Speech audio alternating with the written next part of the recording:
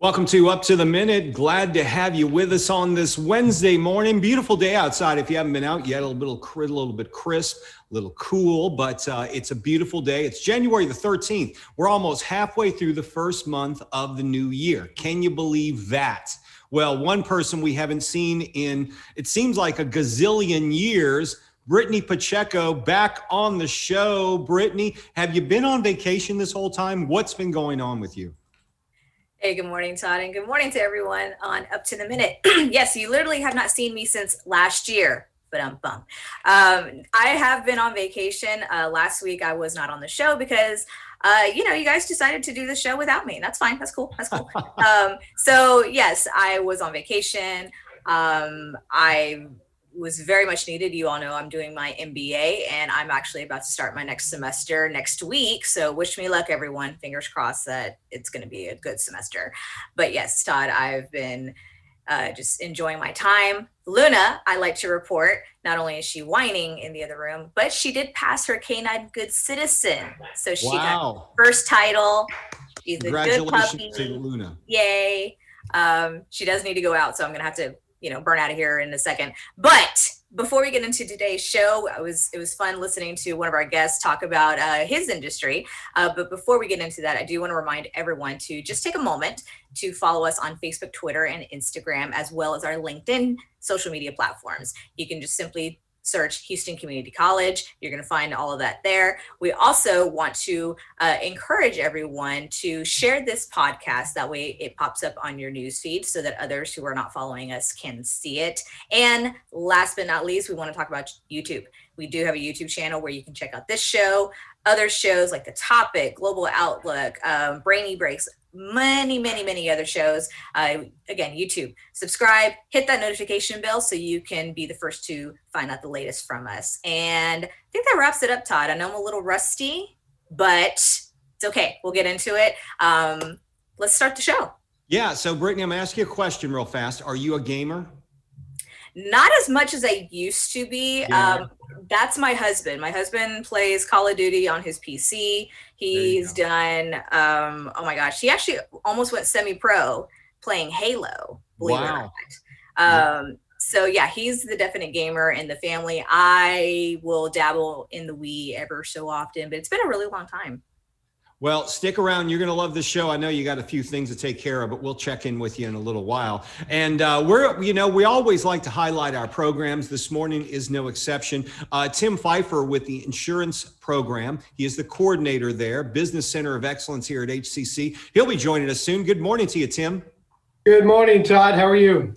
We're doing great. We're looking forward to talking with you about a program. Folks, if you're looking for a new job, maybe you're looking to get into a new industry, stick around because you'll hear more about our insurance program with Tim. So we're going to ask you to stand by for a few moments. But have you ever thought of being a gamer? Well, you heard about Brittany. She likes to be a somewhat casual gamer. But if you want to write game programs, maybe get into the gaming industry, HCC's got a program for you. We're going to put the link to our program in the social media post for the show. To talk more about the gaming industry, we've got Jef Rouner, and he works for the Houston Press and also the San Francisco Chronicle. He is a video game writer. Good morning to you, Jef.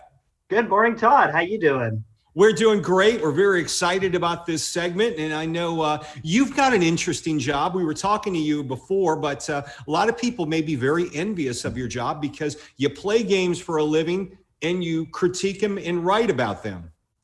It's a real fun industry. It's a real dynamic industry. These days they send you codes to review, but a few years ago they used to come FedEx in physical game medium. The FedEx driver thought it was hilarious because I would go bound out to her like she was Santa Claus because every time that was the only thing I got from FedEx. I knew it was a video game, so I would just go run. I was like, "What is it today?" It was so it's a very exciting industry.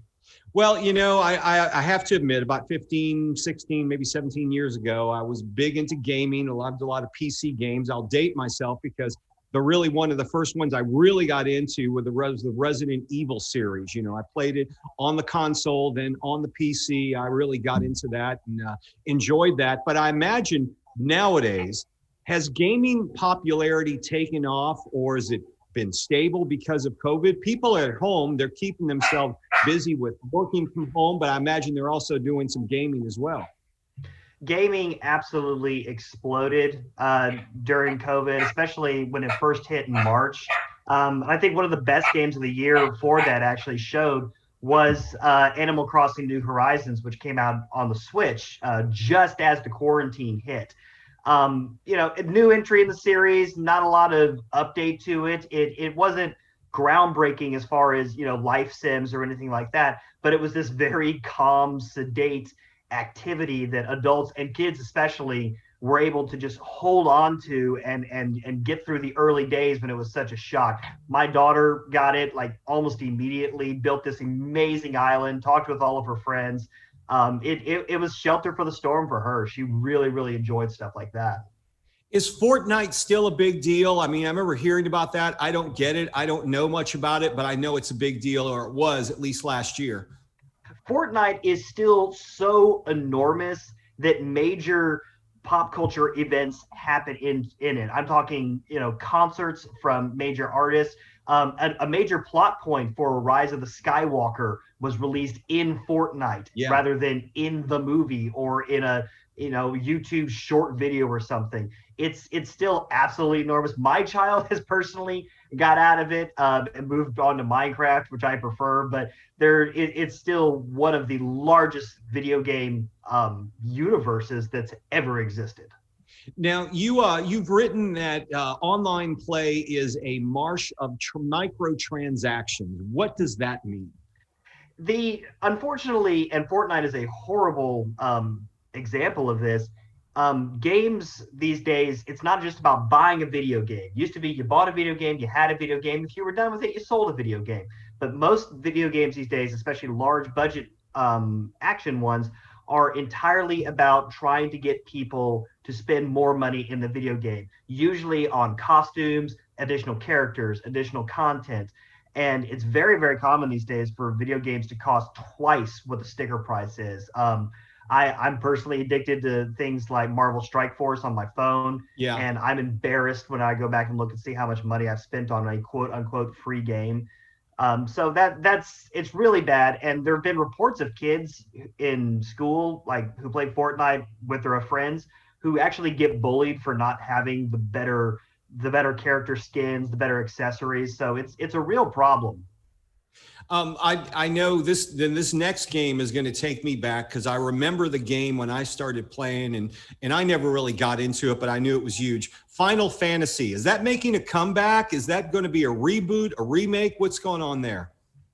What they've done this year is utterly remake from the ground up. Final Fantasy VII came out in 1997, I believe, one of the seminal video games, one of the most famous video games that's ever come out.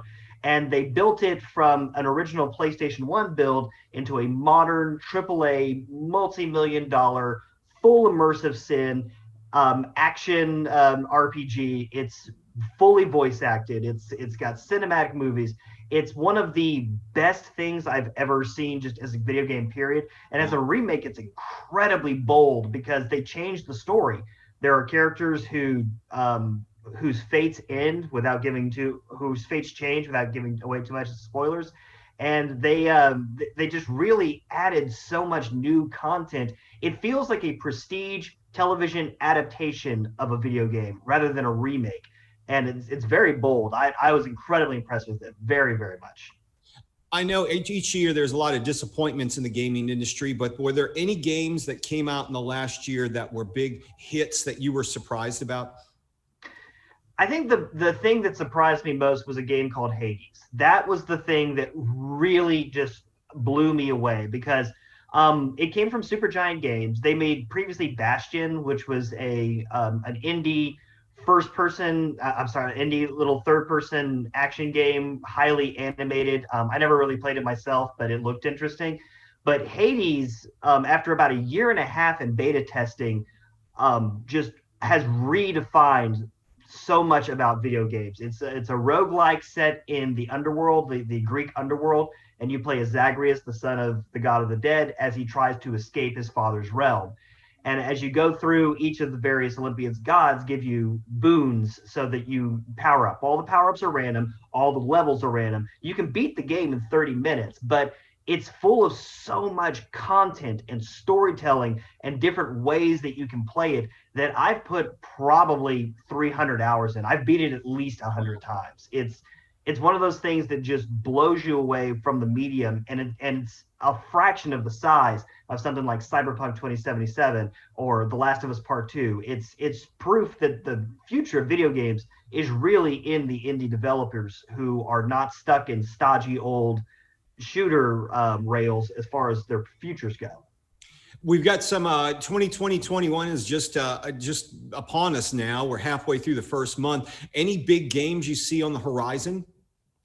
It's a very, very exciting time because obviously we just started a new console generation. If you can get a PlayStation 5 or an Xbox Series S/X, then you've got a lot of great things to look forward to.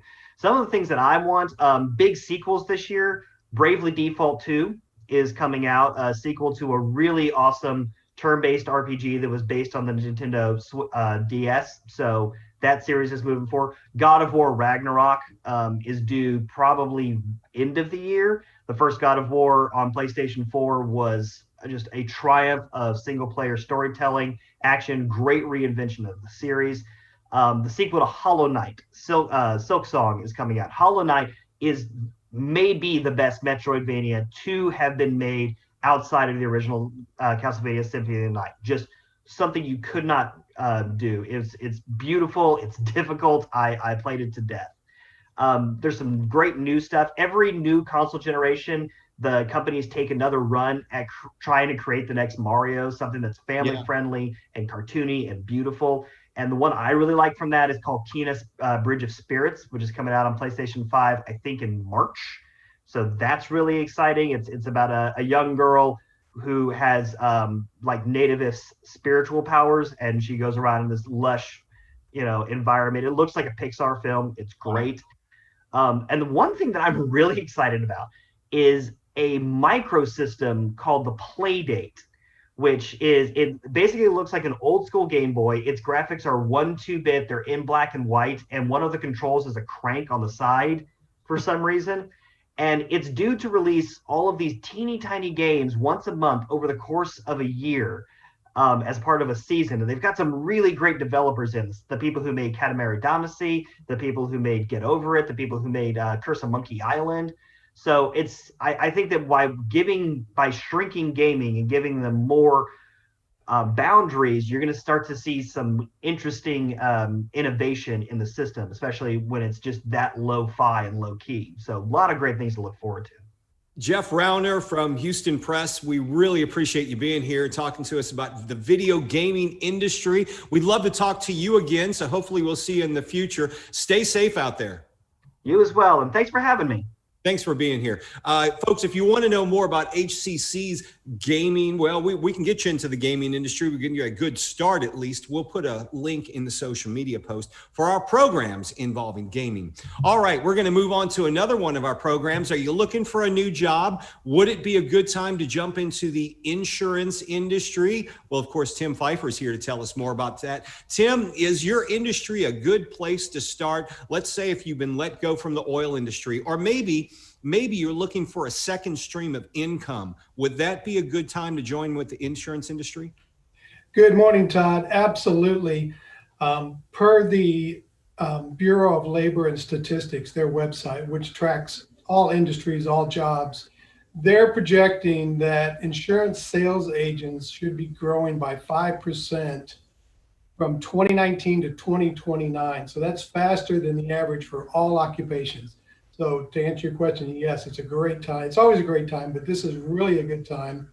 And I think demographics plays an important role as well. The insurance industry is aging, to put it nicely. The baby boomers are retiring. So it's a great time for the younger generation, millennials, to jump in and start a career that can last a lifetime. Your courses, is it a 2-year program? Can you get short-term certifications? What's the average length that a student takes in your program?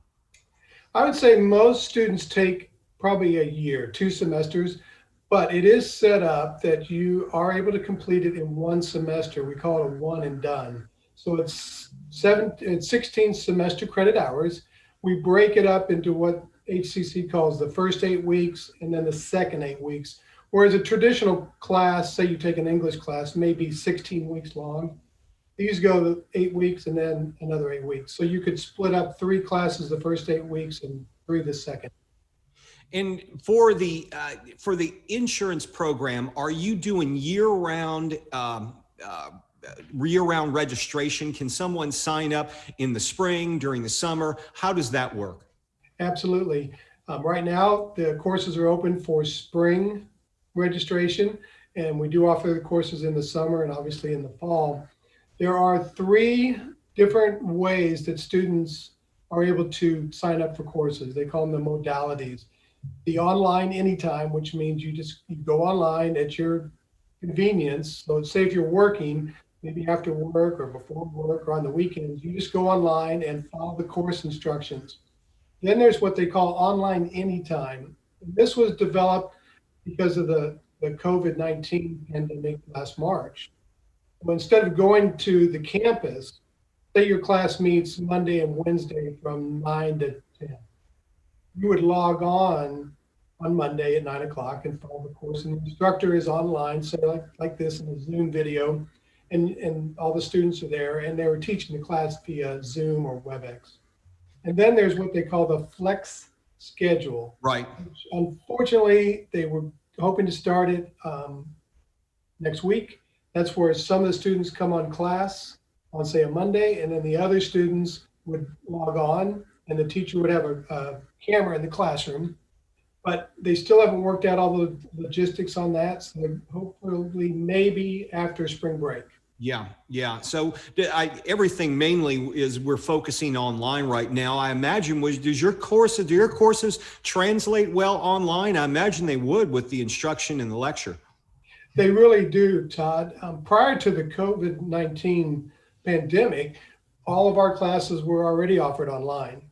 Now the new twist or the new addition is actually with the Zoom. So that is almost as good as in person because, I mean, that's what we have to deal with. And HCC has been very proactive in getting everybody up to speed and being able to offer these classes either online or online with video. Let me ask you this question. It's kind of out of left field, but you mentioned earlier, a lot of baby boomers are retiring or wanting to retire. And a lot of people are realizing, you know what, I may not have enough money to retire, but I want to move on. And would this be a good industry to start in and continue and build up a stream of clients to where you're getting maybe some type of second income stream after you retire and maybe go into semi-retirement where you want to work a little bit, but not a whole lot? Would this be a good industry to start for that, for baby boomers?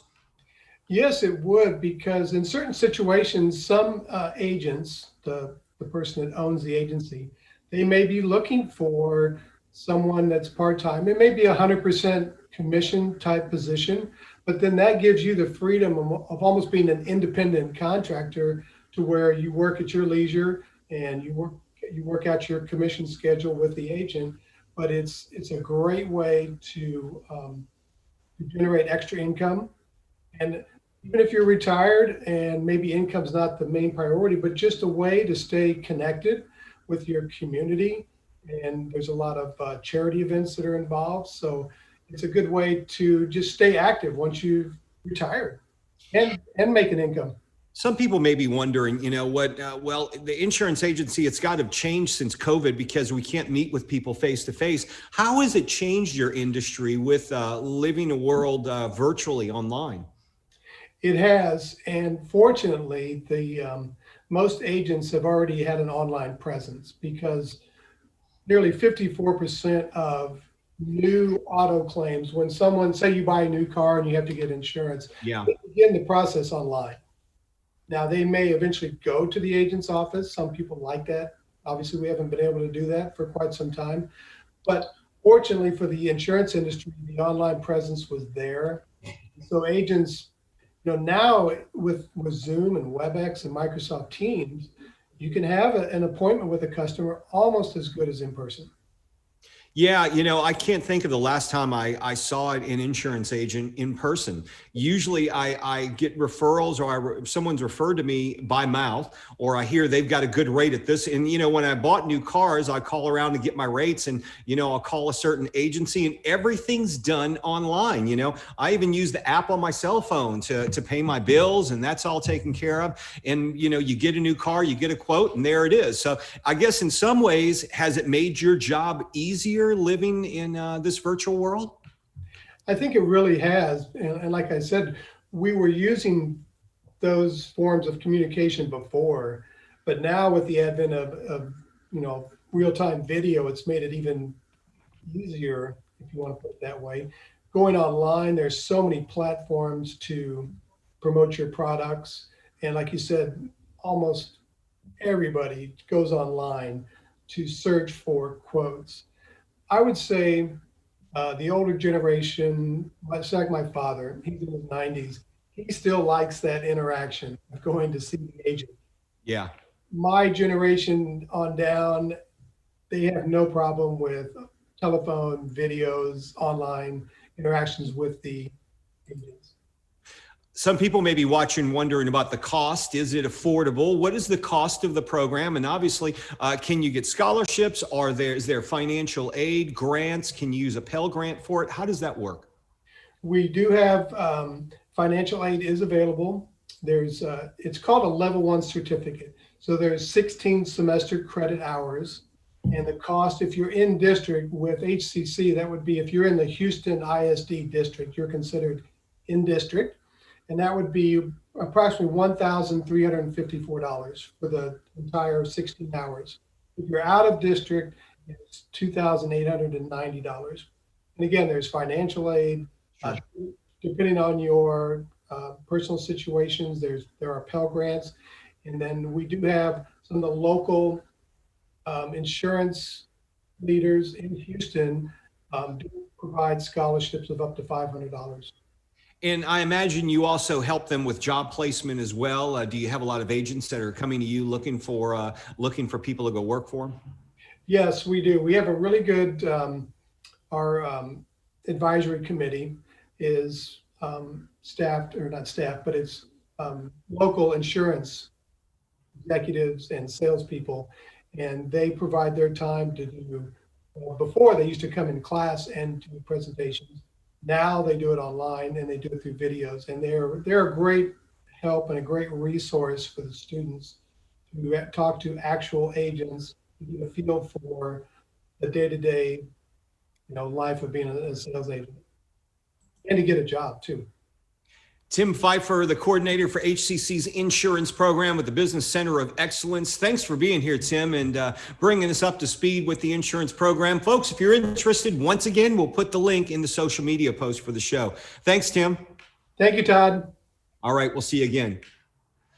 We are going to move on to Brittany Pacheco. Brittany, once again, good to have you back. Seems like I haven't seen you in forever. You seem to have lost your chroma key background. You're back in the nerd room. Yeah, it's a new year. Let's just go back to the old background. Back to the basics. Back to the basics. Truth be told, I broke down, my whole studio setup, and I hear you. Haven't put it back up. Yeah, well, I think I put my green screen up once this year. Once in the last few months. I used it a lot over the summer, but I haven't used it that much here. So we'll just have to make do. Anyway, all right, some HCC news and announcements. Lunch and Learn is taking the stress out of supervising. That's happening today, as a matter of fact. It is, Todd. So Talent Engagement will host a lunch and learn called Taking the Stress Out of Discipline for Supervisors. As we enter a new year of remote work, learn how to stay engaged as a manager of people and projects. And as Todd said, this is happening today at 11:30 a.m. So just shortly after we conclude up to the minute. It's going to be with Marina Guerra from Outreach and Education Coordinator. So check your HCCS emails to register. Once again, that is happening today at 11:30 a.m. Was that a dog growling over there? That would be Luna. You know, Yep, there we go. All righty. Yep. She has to make her debut. I thought I heard a growling. Okay. Speaking of virtual, MBDA virtual subs and sandwiches with Manhattan Construction, that's happening on next Wednesday. HCC's Minority Business Development Association are still putting together for business to business matching, targeting minority business enterprises. Bring your own subs, okay, because it's a virtual lunch and learn, but it's free and it's happening Wednesday, January 20th. Allergies been bothering me. Anyway, check your events calendar, register. Also, virtual student exhibition, that's happening on Instagram, Brittany. That is. So the virtual student exhibition has been extended, but it is winding down this week. So you can check out, Luna is very upset about that, as you can hear.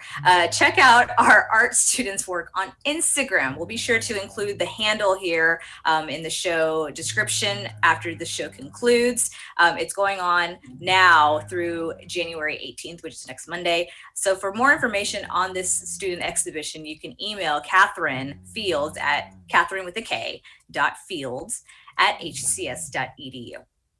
Convocation, yes, it is happening for our faculty and staff. You can still register for HCC's Spring 2020 Virtual Convocation. It's called Deep in the Heart of Houston. The board chair, chancellor, and others want to thank everyone for their commitment to students during this unprecedented time. It happens this Friday at 10 a.m., January the 15th. That's this Friday, 10 a.m. Check your emails to register and also to get the link. And because of convocation on Friday, we're moving up to the minute to 11 a.m. So we've got a great show lined up for you at 11 a.m. Convocation at 10 a.m. and that's happening this Friday. All right, Brittany, you and Luna can tell us about the in-person financial aid appointments. Hi, everyone. Again, this is Luna. There you go. I'm a canine good citizen, but I like to growl at people across the way. Canine good citizens don't sit around making random noises during a TV show. Man, you need a day with her and see what she does, because she will talk back. Yeah, I bet. I wonder why. Yeah, right. Getting back to HCCS business, in-person financial aid appointments are going on. So financial aid office is accepting in-person appointments. However, no walk-ins. Highly encourage you to take advantage of the online booking to make your appointment. So you can do that by going to hccs.edu/FINAID contact. So that's like fine aid contact. Let's put it that way. Yep. Either way, we're going to have that information in the description box after the show. So once again, make your in-person financial aid appointment today. Okay, spring registration, it is going on right now. If you want to register for classes, don't wait. Do it now. You can go to our website at hccs.edu/now. We have a number of options for our students. Of course, we're doing things online right now with very limited student contact on campuses to keep you protected. So keep that in mind. Go to hccs.edu/now. And remember, all of our services are available virtually. If you have a question, maybe you want to talk about financial aid, scholarships, want to got a question about a class, well, you can go to our virtual lobby. It's on our homepage. Just go to hccs.edu. Check the homepage out, click on the virtual lobby. Brittany, you going to be here tomorrow? I will be here tomorrow, Todd. All right. We've got a good show tomorrow as well. We do. So we're going to welcome Daniel Flores, director of the Honors College at HCC Northwest. And it's going to be Thursday. So that means it's our virtual family fun day. Almost could not say that. So we will host Sarah Gish, Houston native and former news person who writes a newsletter called The Gish Picks with all kinds of fun things to do around town. That's going to be interesting, especially with COVID obviously going on. So it's going to be great to hear her perspective and what she says we can do safely. So tomorrow she'll talk about all the best local parks. So that's going to be very nice to hear.